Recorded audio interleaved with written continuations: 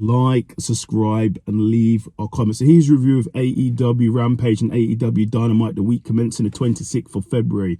So it starts with Top Flight. Oh, this is Rampage on Rampage. Top Flight versus Private Party and Matt Sydal versus the Lucha Bros and Brian Keith in a great match. Go and watch it, but in the end, Brian Keith and the Lucha Bros get the victory. Then we have Young Bucks versus some guys. The Young Bucks get the victory. Then we have Sammy Guevara calling out the Don Callis family. Basically, Don comes out and calls out Sammy, and he gets taken out too. So watch his back. Then we have Mariah May versus Anna Jay. Decent match, but in the end, Mariah May gets the victory. It seems like Anna Jay may be the new Queen Amanada because she hasn't been winning a lot at all. Then in the main event of Rampage, it's Jet Hager versus Roderick Strong in a decent match, but in the end, Roderick Strong gets the victory. Then we have Dynamite. So it starts with Hangman Adam Page coming out on crutches. It looks like he's injured. Basically goes on like he can't make the match, compete at Revolution in the triple threat match. Then Swerve comes out. Swerve basically says whether he's there or not is fate that he wins the title, so he doesn't care.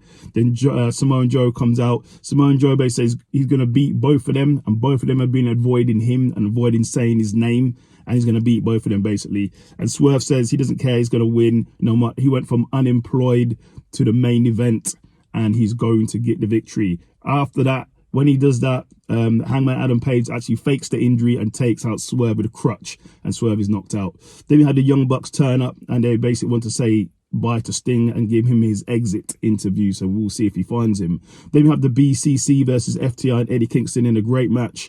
Go and watch it if you haven't seen it, but in the end, Bryan Danielson gets the victory over Eddie Kingston by submission. Then we have Chris Jericho calling out Atlantis for his match later. Then we have Will Ospreay turning up, says full-time now of AEW. Then the Don Callis family comes out.